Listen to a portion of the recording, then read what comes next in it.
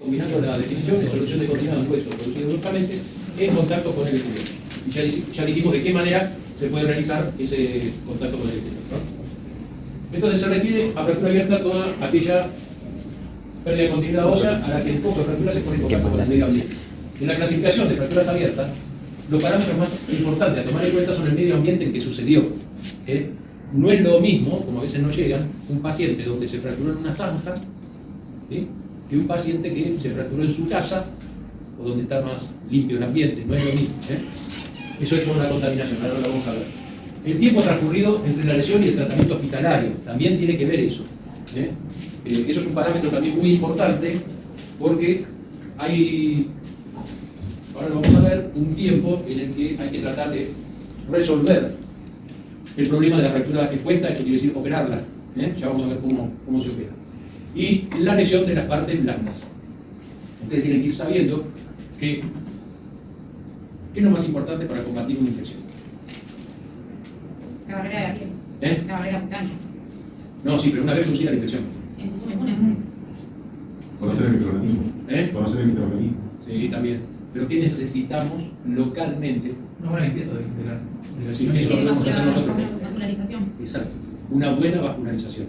El lavado que se produce por donde llegan los antibióticos es justamente una irrigación, una muy buena irrigación.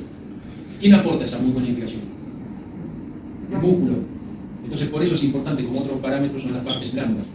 La lesión muscular.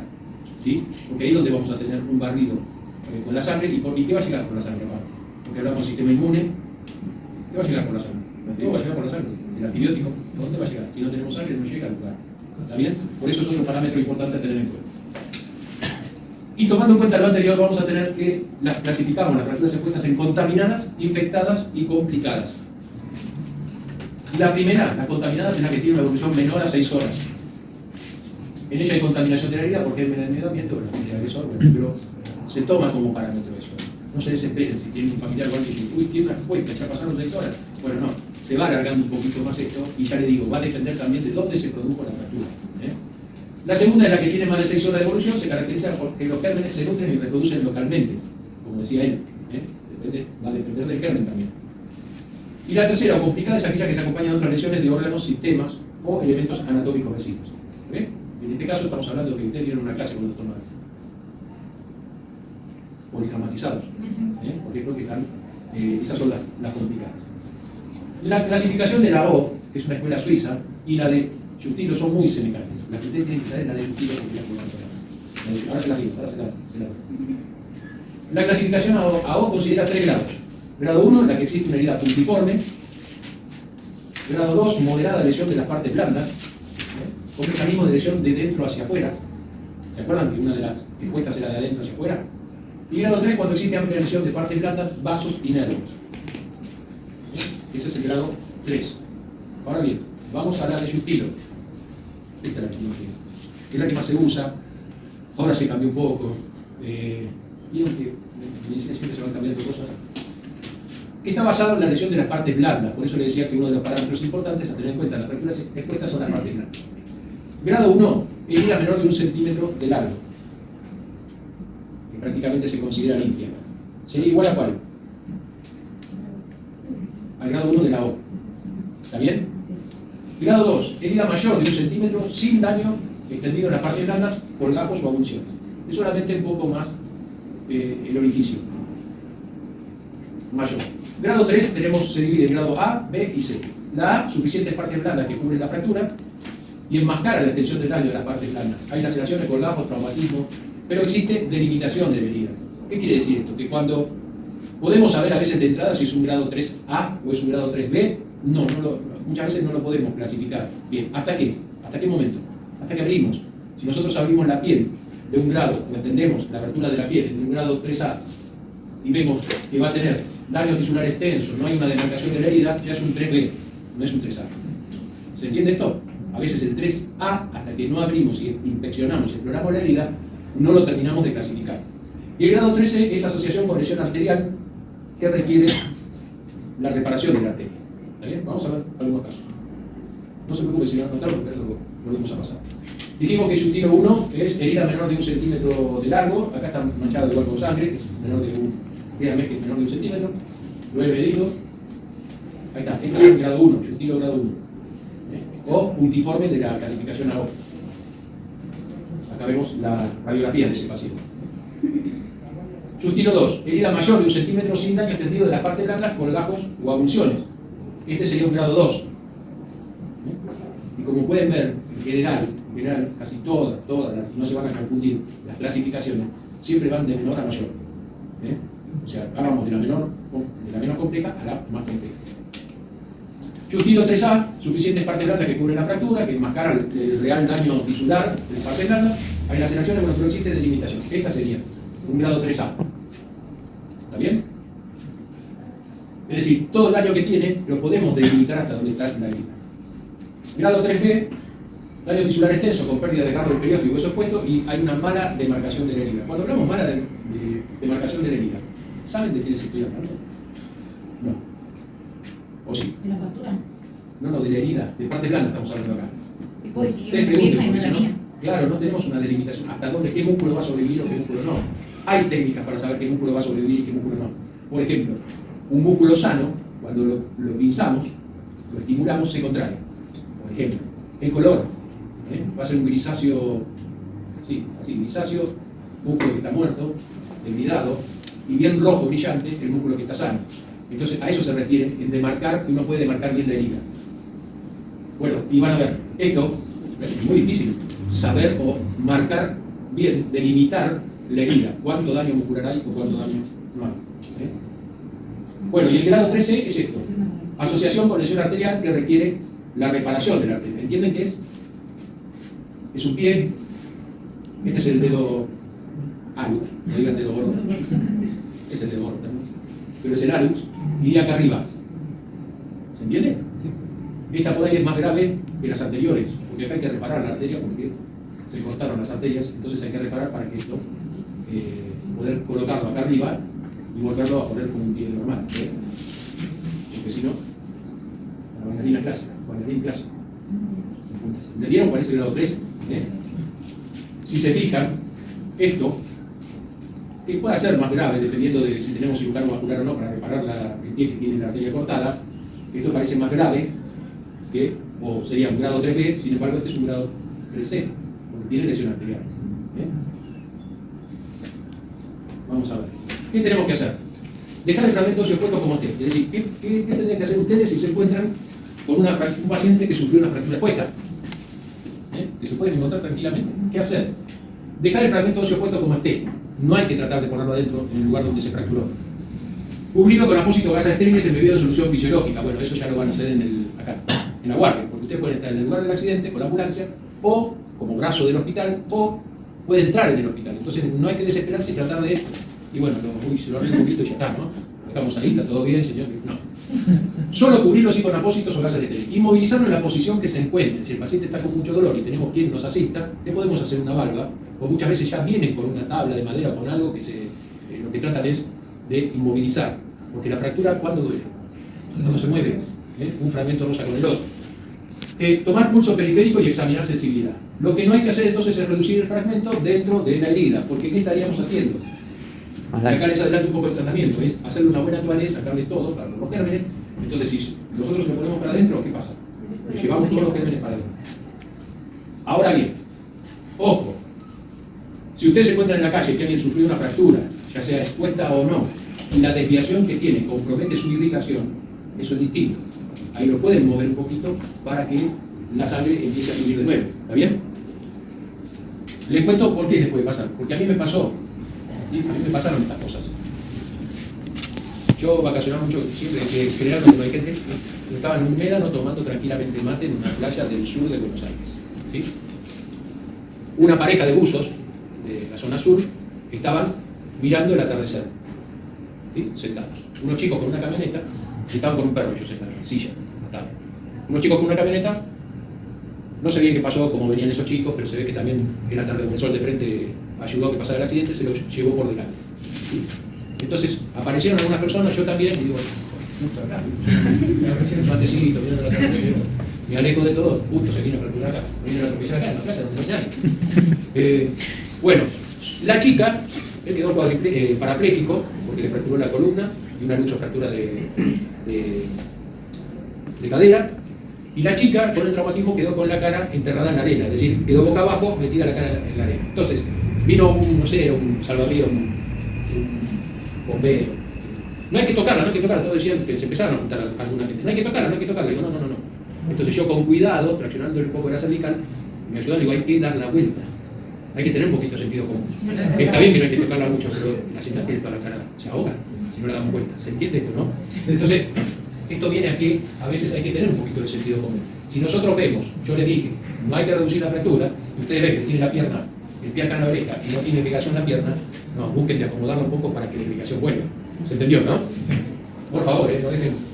Bueno, hay que tener en cuenta que la fractura no es simplemente la ruptura del hueso, comprende también un estado lesional de las estructuras blandas, por lo que hablamos antes, que es muy importante, vasculares y nerviosas. El objetivo del tratamiento integral de una fractura persigue, además de lograr la consolidación del hueso roto, la recuperación completa del paciente. Uno tiene que tener esa visión de que vuelva el paciente a tener sus actividades normales.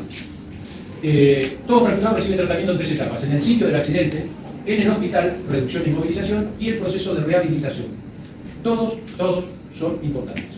No es solo nuestro trabajo el más importante. Ya le pegamos la fractura, ahora, listo, vaya así. No. La recuperación y sobre todo el proceso de rehabilitación. Son todas muy importantes estas etapas y al paciente hay que seguirlo o acompañarlo durante todas las etapas. El tratamiento. Tiempo sucio. Se tapa ahí en quirófano la parte de la fractura expuesta y se cepilla todo el miembro, toda la parte que no está fractura. Todo se cepilla con soluciones antisépticas y con arrastre mecánico a través de sueros, a chorro, para tratar de que quede bien limpio. Después se descubre la herida y nuevo lavado con solución fisiológica. Tiempo limpio. Se hace el pintado antiséptico de todo el miembro, colocación de los campos estériles. Ustedes lo vieron, ¿no? Habrán subido a quirófano. Desbridamiento de la herida. Esto quiere decir ampliar la herida, sacar todo lo desvitalizado. Hay que sacarlo todo. Se dice en traumatología que todo tejido necrótico es pasto para la infección, es decir, como que es un alimento hacia la infección. ¿Y por qué? Porque no tiene irrigación. Si nosotros dejamos un músculo que no tiene irrigación, los gérmenes se hacen el gran festín para desarrollarse. Entonces hay que sacarlo todo. Reconstrucción de partes blandas primaria y o secundaria. Lo más importante es tratar de dejar cubierta la fractura, que fue expuesta la zona de la fractura, cubierta con músculo, pero si no cierra todo, no importa, después la piel se va cerrando, no hay problema. Y estabilización, por supuesto, de la fractura. El pronóstico de la fractura del miembro depende más de la lesión entonces de los músculos, nervios y hueso en la profundidad de la herida que de las características de la superficie. Se refiere a la piel, ¿no? ¿Cómo lo estabilizamos? Nuestro servicio es, para nosotros, la estabilización, algunos no coinciden, otros sí coincidimos, en que es la fijación externa, como método de tratamiento indicado para la estabilización de las fracturas expuestas. Y les voy a explicar un poquito por qué. En general, la fijación externa son tornillos que pasan por el hueso sano de un lado, de un extremo, y por el hueso sano del otro extremo. Como ven acá, los jams, o los clavos, o tornillos pasan para acá. Y todo el sistema está externo. Este es un tipo de tutor externo, fijación externa, y podemos mantener la fractura estable, podemos mantener longitud o podemos mantener compresión. Lo que pasa es que muchos lo usan, la fijación externa, para estabilizar en agudo, en el momento de la cirugía, cuando entraron por guardia, para después transformarlo en otra cirugía con otro método de osteosíntesis. Con lo cual yo no estoy muy de acuerdo, porque cualquier otro método de osteosíntesis vamos a tener que pasar por el foco de fractura y le estamos agregando un material inerte que puede favorecer también la infección. Muchos lo usan y nos infectan, pero bueno, yo prefiero la fijación externa. Aparte de nuestro servicio se formó mucho en fijación externa porque diseñamos un fijador externo. La ventaja es que no lesiona la circulación local y no actúa como cuerpo extraño que favorezca la infección, lo que les dije recién, ¿está bien? Su mayor indicación es todas las fracturas abiertas y las conminutas cerradas. Las conminutas porque al tener muchos fragmentos, y como esto queda en la parte sana del hueso de un lado y el hueso del otro, le podemos dar la dirección y le podemos dar la longitud del miembro. Y el primer objetivo del tratamiento de una fractura expuesta abierta, ¿cuál sería? Es como tratar o convertirla en una fractura cerrada. ¿Y cómo la convierto en una fractura cerrada? Haciéndole la toalé correspondiente, limpiando bien el foco. Entonces, una fractura expuesta que tenía contaminado el foco, yo la transformo en una fractura cerrada. ¿Sí? Esa es la idea. Bueno, no importa, esto es histórico.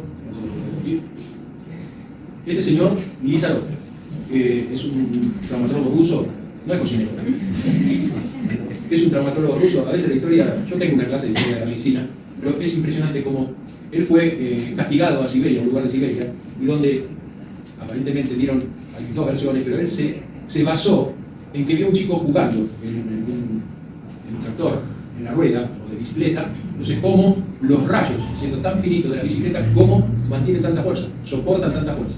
Entonces él creó el método de Elizabeth, el tutor de Elizabeth. Si lo buscan hay fotos donde él está fumando adentro del quirófano, cómo cambian las cosas, ¿no?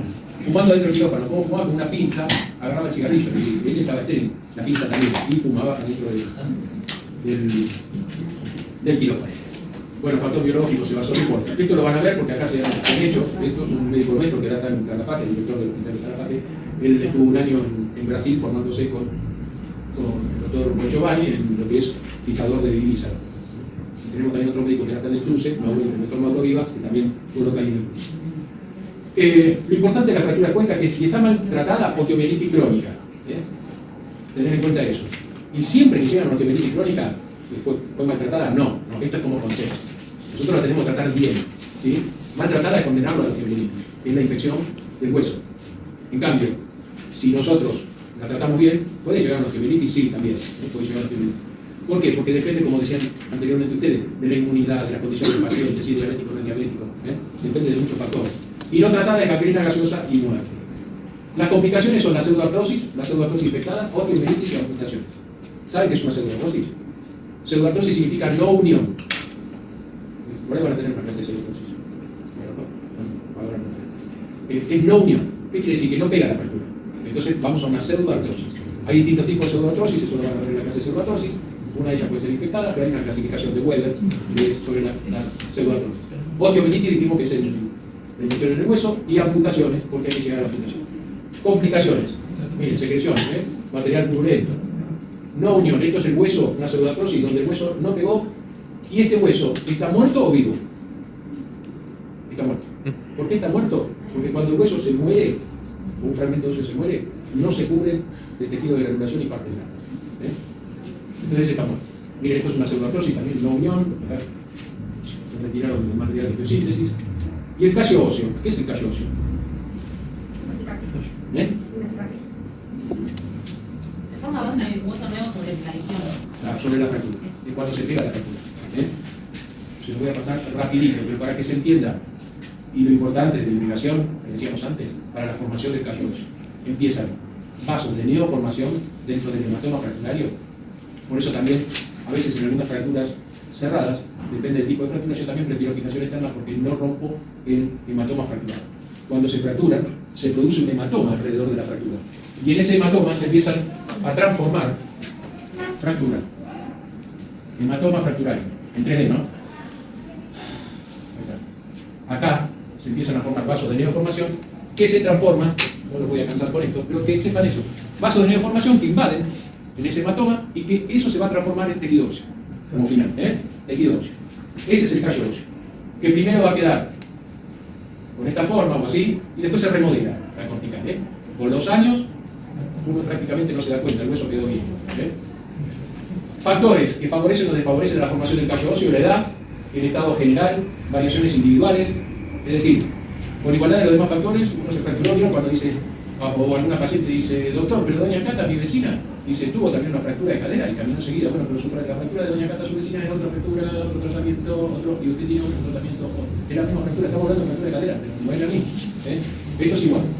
El tipo de fractura, es más rápida la consolidación en las superficies fracturales amplias, epicelo, oblicuo, espirodia, conminuta, y en las metafisarias que en las corticales, por el tipo de irrigación. Deben ver cuando hablemos de pseudoartrosis, el lugar que más frecuentemente se hace la pseudoartrosis es en la unión del tercio distal con los 2 tercios proximales del húmero, porque es una zona que está muy irrigada. Desplazamientos, por supuedo que si está impactada, esa impactación va a favorecer el callo óseo. En cambio, las que están separadas, o quedan más separadas, no. Separación de los fragmentos. Irrigación sanguínea de los fragmentos también es importante. Hematoma, porque como les dije, si mantenemos el hematoma fracturario, esto no quiere decir, por favor, que si ustedes sufren o algún familiar, yo quiera que no, pero si sufren una fractura y le van a poner una placa con tornillo, le digan no, porque le van a romper el hematoma fracturario, no. Pero sí es cierto también que consolidan mejor o más rápido.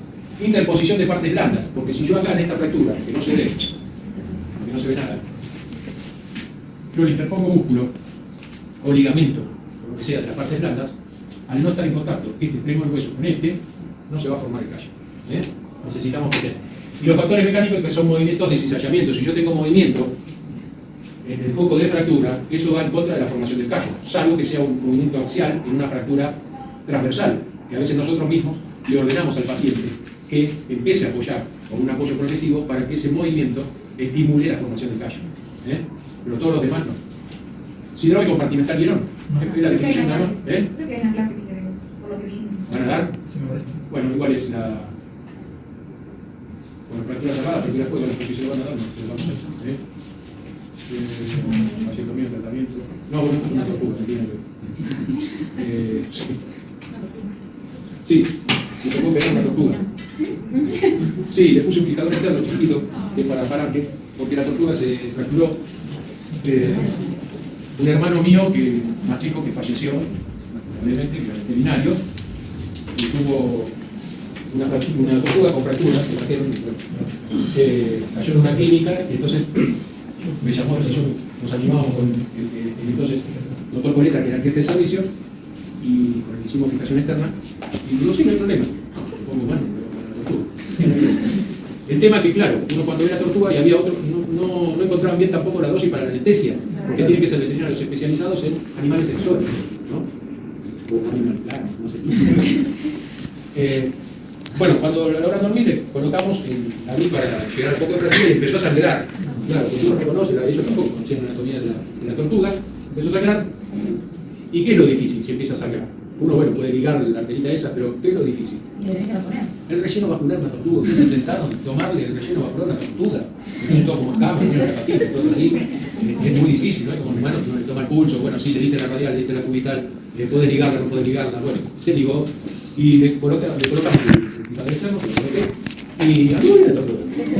Caminaba todo con el fijador externo, chiquito, incluso debo tener una filmación de la tortuga caminando, con el tutor puesto. Lo único que le molestaba a la tortuga, igual no la escuché quejarse, pero lo que le molestaba es que no podía meter esa patita, no la podía meter, que quedaba fuera de caballo. Es lo único problema. Bueno, ¿alguna pregunta?